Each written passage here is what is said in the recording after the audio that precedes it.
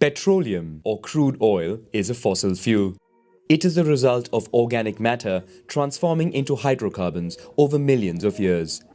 Generally buried in the form of a deposit, crude oil sometimes appears on the surface of the earth, which is why it has been known to man since ancient times.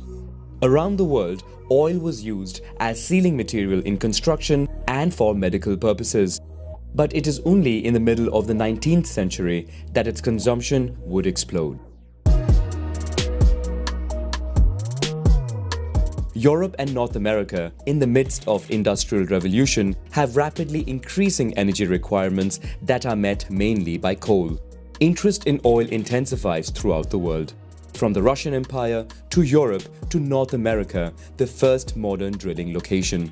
In the United States, this causes a rush of black gold and the country becomes the largest oil producer in the world. Initially, distilled oil replaces the burning of whale oil in lamps. It offers a better calorific value than coal and is easier to transport than gas. Oil consumption rises in the early 20th century, especially in the field of transport, with the development of the automobile, the reconversion of ship engines, and the aviation boom during World War I. Crude oil, once extracted, is distilled in a refinery to separate the hydrocarbons as needed. The lighter molecules evaporate to the top of the distillation column, where the temperature is around 20 degrees Celsius. Liquefied petroleum gases are harvested and used, among other things, in lighters and in kitchens. Between 30 and 105 degrees Celsius, gasoline for cars is produced. Between 105 and 160 degrees Celsius, naphtha is created, used in petrochemicals in order to create plastics, synthetic textiles, drugs and cosmetics. Between 160 and 230 degrees Celsius, kerosene is obtained for aviation.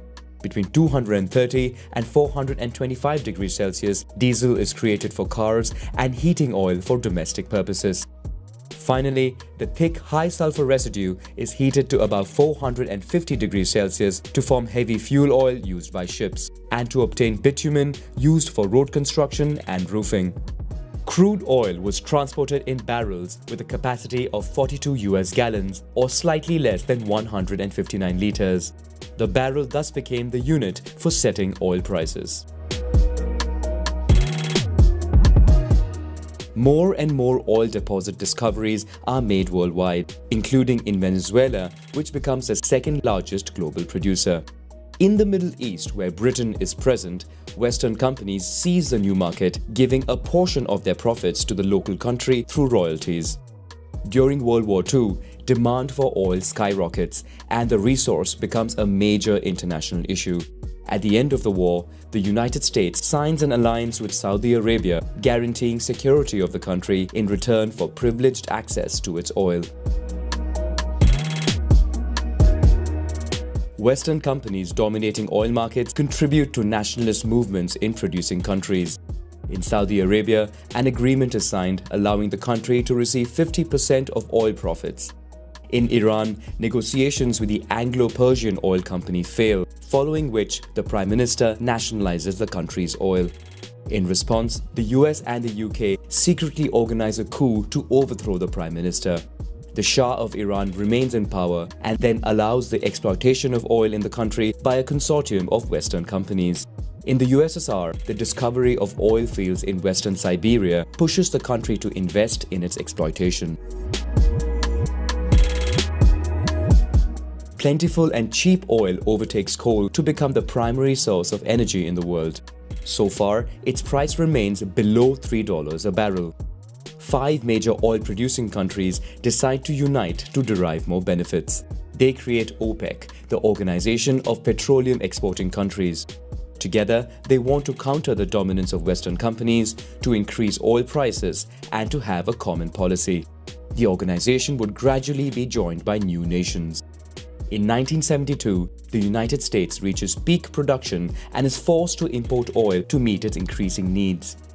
As the United Kingdom withdraws from the Middle East, security in the region is provided by Iran and Saudi Arabia, which are armed by the West. After the Yom Kippur War between Israel and the Arab states of Egypt, Syria and Jordan, OPEC for the first time uses oil as a political weapon. An oil embargo is imposed on Israel's allies and production slows to inflate the price of oil. This is the first oil crisis which hits industrialized countries whose economies now depend on the black gold. Countries try to reduce their oil consumption and invest in alternatives such as nuclear and hydropower or reinvest in coal. Oil companies in turn explore the world in search of new deposits. Sources at sea, called offshore sites, are discovered and exploited, particularly in the North Sea. The Soviet Union becomes the largest producer of oil in the world, while in the United States, production increases with the exploitation of Alaskan oil. In 1979, the Iranian Revolution takes place. The Shah's regime is overthrown and replaced by an Islamic republic that sets up an anti-Western policy. Oil production in the country falls, causing the second oil crisis. Following border disputes, tensions between Iran and Iraq lead to 8 years of war. Globally, non-OPEC oil production rises and exceeds production by OPEC countries. Henceforth, supply and demand sets the price for a barrel rather than OPEC. However, for industrialized countries, the stability of the Middle East still remains a priority. Thus, when Iraq and Iran begin to target oil facilities in the Persian Gulf, hundreds of Western military vessels step in to ensure the supply of oil. At the end of the war, Iraq is weakened and indebted to Saudi Arabia and Kuwait. But having received large amounts of military equipment, the country has the most powerful army in the region. Iraq takes advantage of the situation to invade Kuwait following a border dispute. An international coalition is formed under the UN and led by the United States to intervene and neutralize the Iraqi army. This time, the United States establishes a permanent presence in the region by installing military bases and signing defense agreements with Gulf monarchies. The country imposes a series of embargoes against Iran and Iraq, which it considers rogue states. Saudi Arabia, for its part, wants to once again become a major producer of oil. The country has the largest known oil reserves in the world and floods the market to become the largest producer of crude. In Russia, new investment revives the oil industry. But as the price of oil is low and offshore operations unprofitable, oil companies find themselves in difficulty. In 1998, they begin to merge together and combine forces. 6 giant oil companies are born that would become the richest and most influential in the world. In the Middle East, the military presence of the United States begins to raise concern.